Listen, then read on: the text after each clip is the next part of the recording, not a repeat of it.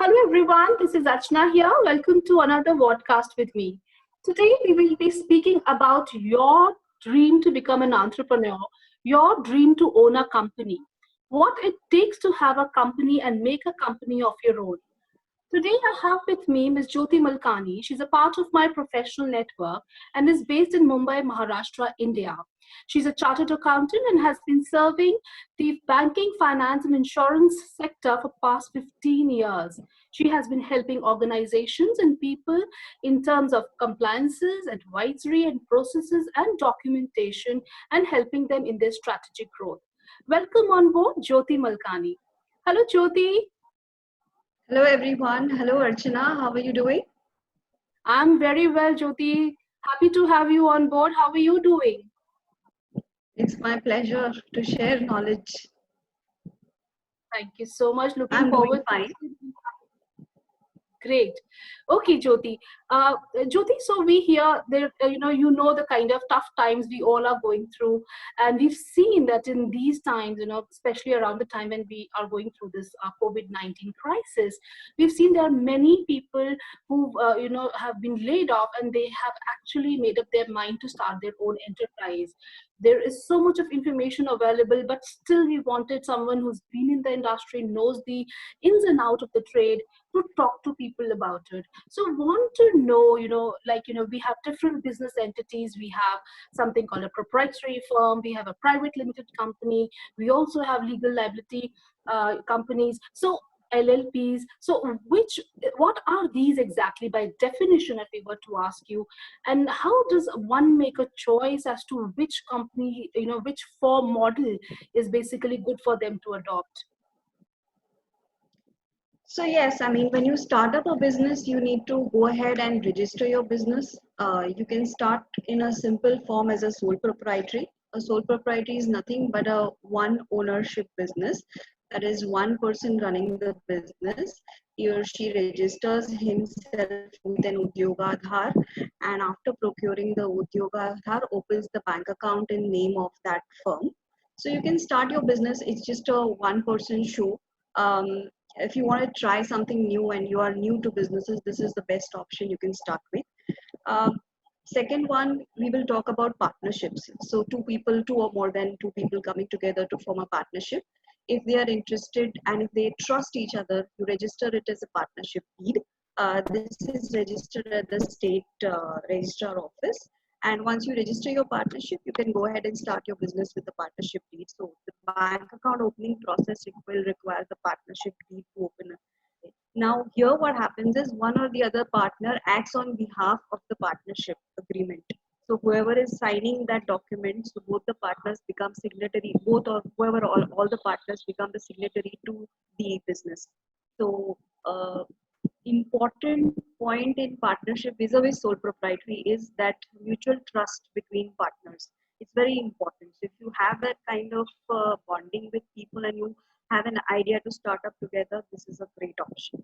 Uh, Third, we will talk about now we are coming to have separate entities. Separate entities that is different from your partner or your sole proprietary from you. That is going in for a company registration, maybe an LLP registration or an one person company registration. These are all governed by the Ministry of Corporate Affairs.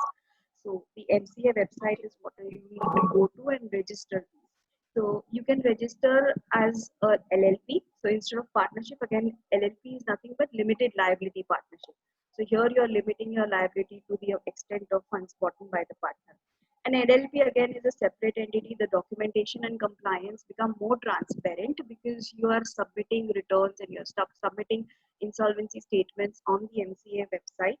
So organizations, especially banks and financial institutions, before lending, prefer this kind of transparency in information. So instead of partnership, an LLP can be a better option. The next LLPs, banks and financial institutions prefer limited liability partnerships over partnership agreements for lending purposes because there is a lot of transparency in the information that is there because it is regulated by the Ministry of Corporate Affairs. Um, if it is above a certain threshold limit, you need to get audits done, but that applies to partnership as well. The limits and the threshold, if they exceed certain amount, you need to get audit. Now we will talk about, I would just like to mention, we talked about sole proprietorship in the beginning.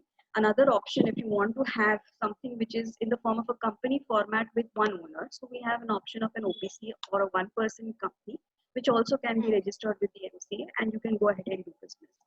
Um, the last one we can talk about is a private limited company. A private limited company is a separate entity. So you're going to procure documentation separately for that. You need to have compliances in terms of PAN, TAN. There are a lot of benefits that are available for private limited companies in terms of setting up that company and even the tax exemptions. The tax structures are different for a private limited company vis-a-vis your partnerships and LLP. Of course, it calls for a lot of compliance because transparency is the base of this business.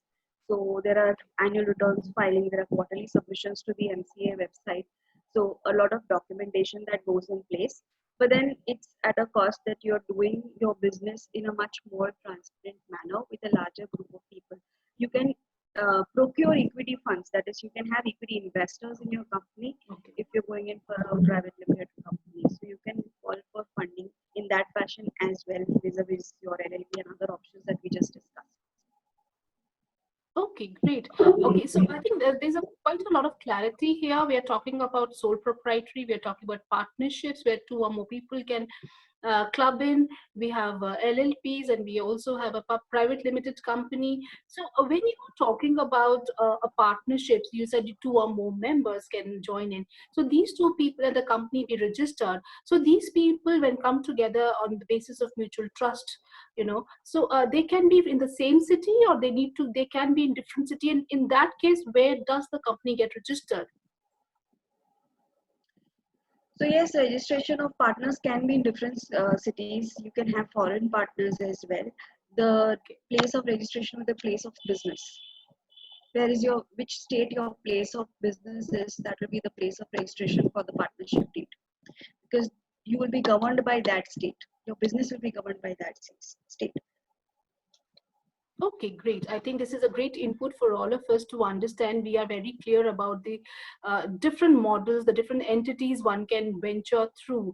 Tell me, I mean, like more on a broader perspective. If one had to kind of come down to one model that they would like to choose. So why would you choose a proprietary over maybe partnership, or a partnership over LLP? How should the person really decide? So your decision will be based on a couple of factors, one of which would be how much funding do you want? Is it a capital intensive business? Are you going for something which is service oriented? What is the nature of your business? Determining that, how much funds do you need for your business? Are you capable of pulling out that kind of capital? Go ahead for a sole proprietary. If you're experimenting something new, go ahead with a sole proprietorship. If you have an idea where there are more than one people involved, go in for a partnership. But if you are looking forward for a long-term funding from maybe from banks, financial institutions, an LLP is preferred over partnership, as I already mentioned. If you want equity and debt investors, then you need to go in for a private limited company. So compliances are there, but then there is a lot of transparency in that kind of business, and funding becomes a lot more simpler for private limited companies or LLPs as preferred to proprietorship and partnership. So that's one factor. Another is how much you are capable or how much trustworthy you feel your partners are. How Yeah. well versed you are with dealing with people around, and how much you feel or you trust the other person to do business with. So trust in ownership is another important factor that you need to keep in mind before starting with either LLP or partnership or company. Yes. Great. So I think more or less we are quite clear about this, and also the fact that when you are getting into a sole proprietary, the size of your business could be smaller, and you are the whole soul of that company. You need not have to depend on anybody to take decisions. You take decisions on the company. You make all the with respect to taxes, or even if any kind of an enhancement, be it the laws or anything to do with the government bodies, it's your signature that works there. Whereas if you are, the moment you get into partnership, yes, of course, there is a division of labor. One person could be looking into one aspect, the other could be looking into other aspect, but it also comes with an additional responsibility of, the decisions are taken by both the people, or as many people are there in that partnership.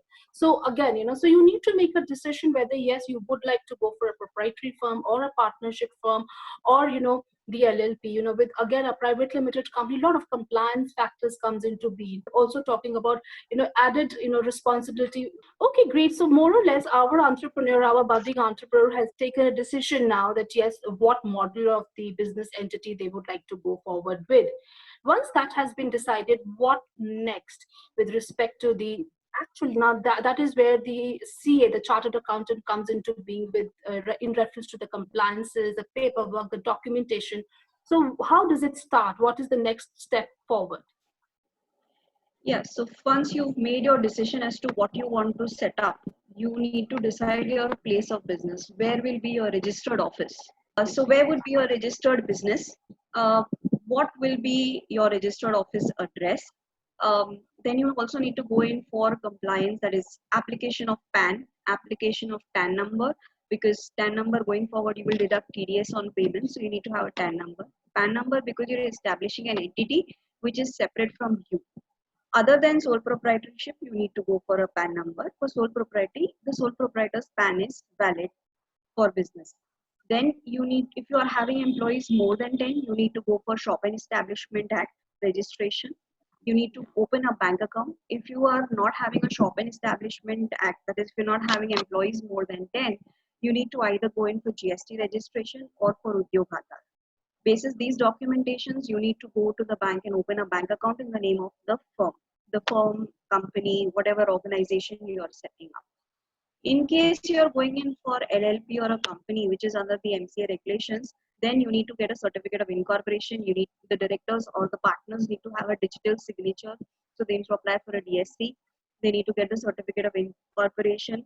They need to have a DIN. In case of companies, you need to also have a DIN, that is a director identification number. So basis the number of directors, you also apply for the DIN. So if you're wanting to register yourself as an MSME, then you need to also go in for the MSME registration process. Okay. So broadly, this is how you start. Okay, great. So, I think this is something really nice, very, very valid information we've received today, right from the very start, what model you have decided on to the, registration of your business. Your address is very important. If you're a sole proprietor, your own PAN card number is absolutely all right. But the moment you leave that entity and you move on to the partnerships or the LLP or the private limited company, you need to have a PAN card in the name of the organization that you decide to open. I think this is very, very important. And of course, the shed and the other things that we need to keep into consideration. Very well said, Jyoti. Good information passed on to all our viewers here. Great. So after this is done, after this is done, of course, now the role of the chartered accountant, into the life of the entrepreneur increases if he's not choosing these sole proprietorship. What next after this? So the next after this is a lot more registrations, whether you want to go in for patent rights, whether you want to register your business and you want to have your brand name to be registered. Then you need to look in for GST registrations, whether you want to go for voluntary registration initially or when you cross the threshold limit, whichever applies to your type of business. Post that, you can also go in for your PTAX registration, professional tax registration, ESIC, because you will have employees in your department, in your organization. So you need to go for all those kind of registrations. Yeah, that's broadly about what I had to say on what next. And then you need to start your business, make sure your compliances and procedures are in place. You need to make sure that what benefits you are going to get. We were talking about place of business. A lot of SEZs are available where entities can get tax exemptions and tax holidays. Make sure that if you're in that state and if you're in that city and your business qualifies for that kind of a process or a manufacturing type, go ahead and open it in that SEZ, that is a special economy zone. Great. I think this is a very important information that you should not miss out listening on. She is talking about SEZs, that is the special economic zones. Now, these zones are there in all the cities, especially mentioned by the government of India. Now, if your manufacturing or if your business plan is, if you fall under that compliance, then definitely you can avail the subsidies given by the government of India, and you can avail some benefits and have your business set up in those zones. Great. I think this is a very important information. So you said, I mean, you've spoken about so many things, Jyoti. Tell us, when the role of a chartered accountant in the life of an entrepreneur, it is indeed very important. Now, but when everything is going on, do you think that everything has become more easy? Because it is also important. Everybody has a dream to become a entrepreneur, but the ease of doing business, I think, that is also one very encouraging point and inspiring point for people to, keep working at it and not let their dream die out. Have these systems, you're talking about so many compliances, so many registrations, so many things that need to be done right after the inception of the business plan and stuff, the documentation. Is it very easy, or it is something that is a nightmare for budding entrepreneurs? A lot depends on the kind of clarity that you have. Yeah. If you're clear on your business, even handholding by any professional would be just like a guidance role. So it depends that how passionate you are about your business and how much keen you are to go in that direction. Uh, Government has been pushing for cashless transactions, online transactions. They have been granting exemptions and benefits for cashless transactions. So make sure that you make your life simpler. Compliances, all compliances that I talked about on the regulatory side of MCA, they're online. Most of them are online. So we all need to be very, very technology savvy. Documentation of processes, making everything in black and white is very, very significant. I'm not saying that you need to keep stack of papers in your office, but definitely make sure that you have transparency in whatever you do. Make sure that you have documented everything in the right manner. Not only your business plan or not only what you're going to be doing, but your service level agreements with every single person that you interact with your vendors, with your suppliers. All of these are things that you may or may not need a professional. But at the same time, it is significant and important for you to do that. Right. I think it's very significant, see, as it is, the person in question is a budding entrepreneur. And I think it is best to let the person who's apt in doing the profile, taking up that job should do that very well. So I think it is important to hire a professional and let the person do it because they know what they are doing. Of course, the documentation part, there has to be a lot of clarity in your mind. You should understand that you need to document everything you do related to your business, because at the end of the day, your chartered accountant, your CA, that is your support in the business, will also be asking you a lot of questions about your, maybe your capital expenditure, your revenue expenditure. There's so many things that come into being, your everything that every expense that you're making in your business has to be documented, right from your land, your fixed plant and machinery, your admin costs, your bills, everything has to be documented, so that that makes the life of a chartered accountant very easy, and they are the ones who help you out with the rest of the compliance factors that need to be taken care of. What next? I mean, how about the taxation? How does that really affect the budding entrepreneur? What do you think that what points they need to keep in mind for that? For the taxation perspective, of course, documentation is very important. Now, let's say, for example, even if you're going for GST, where are your invoices? We have your e-way bills. They're still in an invoice format. They're still e-way bills. Okay, so even if they're in an electronic form, it's fine. If you go to registrar of companies, you need to submit the minutes to them for all the minutes of meeting for private limited company, if I say. So those need to be documented on a regular basis.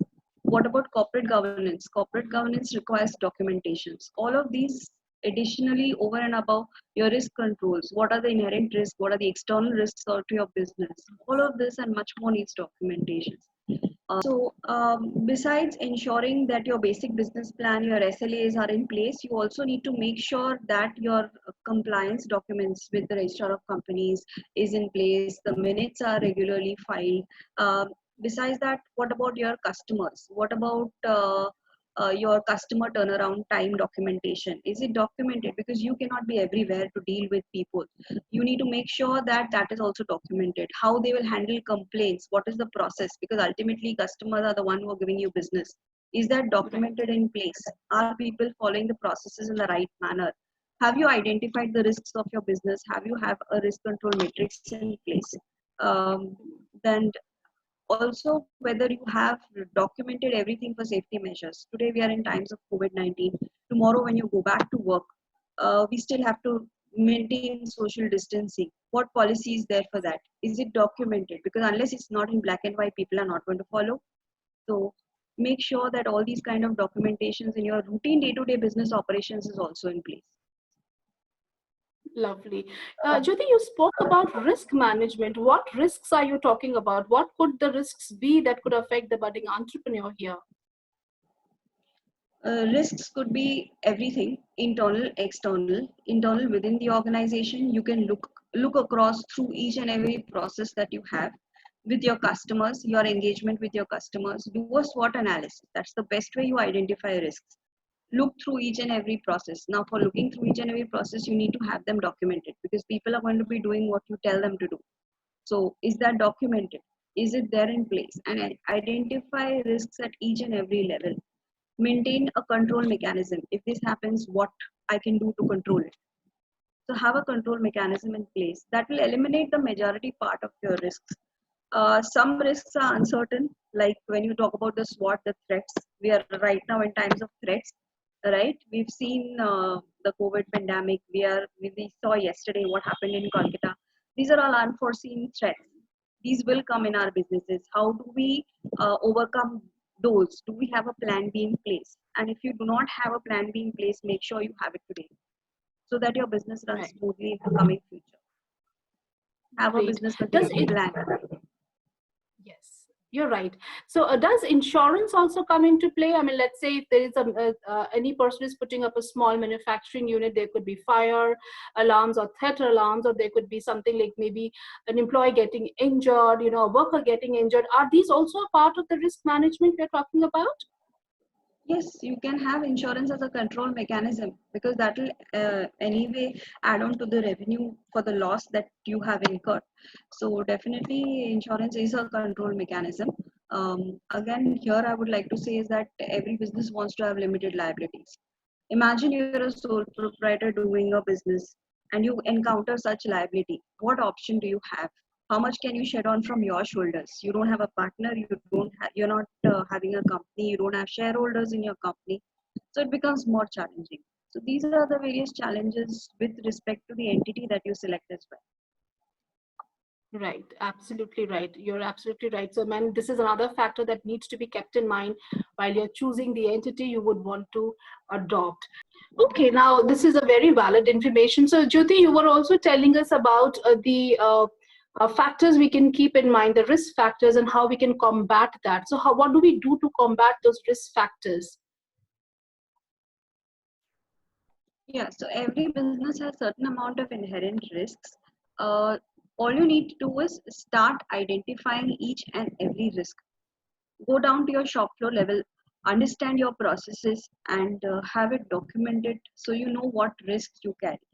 Now, all risks, I would say, as a professional, I would say that all risks can be combated, all risks can be protected, as long as they are inherent, they are internal to your organization. Very, very exceptionally few, which are macro level, like impacting the whole nation, the whole country, like we are in today's times, may not be controllable. But for that, we need to have another plan B in place to move forward, which most entrepreneurs today are doing.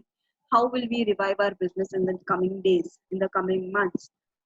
So, identifying your risk is one major rule, that is, you need to check at each and every level, right? Let's say, for example, you're a manufacturing concern. If I'll give you an example, a very simple example of a manufacturing concern. You start your process, you have certain raw material coming into your factory, you process it and generate an output. That's the simple process of manufacturing. So, what risk would you carry? Whether you receive your inputs on time, whether you receive them at the right place, in the right manner, whether they are perishable, non-perishable. What controls measures can you take? How will you ensure that it is received timely? How will you ensure that it is gone for processing at the right time? Some some amount of things may be perishable in some processes, some may not be. How will you monitor that? What controls will you take? If you look at a larger view of processes, how will you engage with your customers? A while ago, we were talking about documentation for customer complaints. Let us take that as an example. How will you interact with customers? Does your officer who is dealing with customer knows how to do that in the right fashion? You carry a risk there. Loss of customer today is loss of business. So you carry a risk there. That itself is a risk. How will you mitigate that risk? By ensuring maybe having a turnaround time, by ensuring a rating mechanism for performance benchmarking. Those are all the control measures you will take. So each and everything around your organization has to be documented. They need to be defined, and risk for that is the next parameter. How will you define those risks, and how will you measure them? How will you measure them, and how will you have a control mechanism for them? Right, Macro level, absolutely. I think, macro level, please go on. if you look for investor funding, what sort of investment you're looking at? You're looking for equity, or you're looking for a debt instrument? How will you make sure that decision? What is the risk involved? Is your investor interested in your business, or he's only interested in the rate of return that he has to get? Yes. It's a risk, right?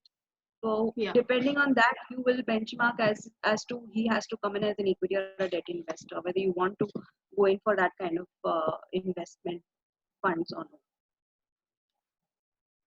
Right. I think very well said, Jyoti. These are important things that any budding entrepreneur need to, keep in mind. Yes, there are a lot of risks involved in doing a business, but we need to be, very carefully study all those risks and also keep handy things that can help us combat those, risks, because that is what gets the business going. The risks are there, but we need to fight them out, and that is what is the most important thing. And we definitely need to have a professional to look after this aspect of the business so that you can concentrate on your business. Great. And today I feel, Jyoti, also with the kind of relaxations the government has given, today, for the existing business people, I think the same relaxations and advantages will be given to the people who are now will be registering their enterprises, their businesses now. So I think this is quite a good time for people to avail these advantages. So probably you're the right person who can actually tell us what are those advantages, what are those relaxations the government has offered, so that the people who have plans of getting into business now feel more encouraged and inspired to step in. Yeah, so a lot of compliances timelines have been postponed till June, and most probably, if the lockdown continues, government might go in for extending these timelines even further. That is what we feel. But as of now, till 30th June, a lot of compliances have due dates have been extended. Like earlier, the last due date for filing the last year, that is 18-19 return, was March, and then it was extended to June. So now we have it till June. Linking PAN with Aadhaar timeline has been increased.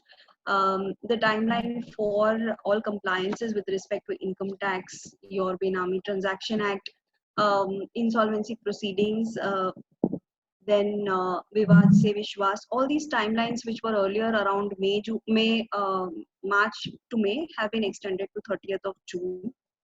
Due date for compliances of GST and other payment of taxes has also been increased till June. Because of the lockdown, people have not been able to do that. TDS depositing has, the penalties have reduced to half. The timeline also had been increased earlier, but now even the penalty has been reduced to half. For companies, compliances with relate to submission of documents with the ROC has been extended. Further, there has been no fees, additional fees for late filing. There has been a relaxation in holding the board meetings. The timeline has been increased, and of lately, even virtual, that is, virtual conferencing of meetings have commenced, have been allowed. The audit reports timelines have been increased, and yes, I mean, for a common man, if you ask that, bank should not charge charges on ATM withdrawals and all, so those things Yeah. are also been made simplified by the government. These are of lately what the government has done to boost the business community at large and give them certain benefits. Lovely. I think this is again quite an incentive for all of us who are interested in, starting an enterprise. I think these are incentives that we can all use it. If not now in the financial year, coming financial year, these, relaxations have been given and, laid down for us, and we can definitely avail this. Wonderful. So, Jyoti, how would you like to wind up this very, very informative conversation with you for people out there who are looking forward to grab this opportunity? What are your going to be your wrapping up comments on this? I would like to say just two major points for this. One is ensure that be clear with your objective, be clear with have a passion, be passionate about what you want to do. It could be any business. Rest all will fall in place. So your start should be great, and to sustain it, you need to handhold with two major elements: your operational processes and Yeah. compliance. So you cannot just let go anyone for both of this. So you need to have a very dynamic management at the top. You need to have great leaders who are very adaptable to change. They should be capable of making those kind of decisions instantly and be at par with regulatory compliances and make sure that your operations do not suffer for any reason. So if you follow all of this, you will have a sustainable growing business. Great, great. Thank you so much, Jyoti, for coming on board. It's absolutely been a pleasure to have you. I'm sure you've inspired many, and you've held their thoughts together to make sure that they do not change their mind and they continue, aspiring to have a business of their own with the kind of compliances, the regulations, the taxations, the documentation, the processes. All you need is a professional help. I think this is what is the key factor, the key message that we've received from this entire conversation. Thank you so much, Jyoti. Thanks a lot for coming on board. And we will keep having you for more discussions on this, because this is one area people would want to hear more about. Thank you so much. Thanks a lot, Jyoti. Have a great day. Thank you. It was a great opportunity. I enjoyed the entire conversation. Looking forward for more. Thanks, Jyoti.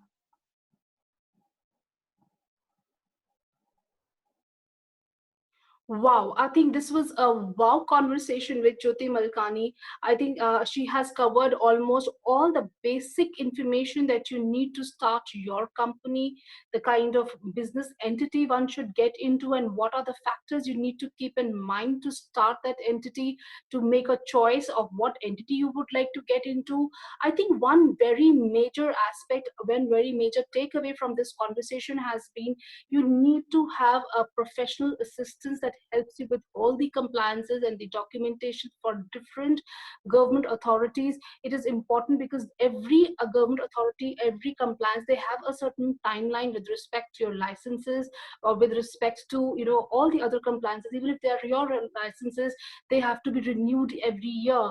Your tax submissions again has to be done within the financial year.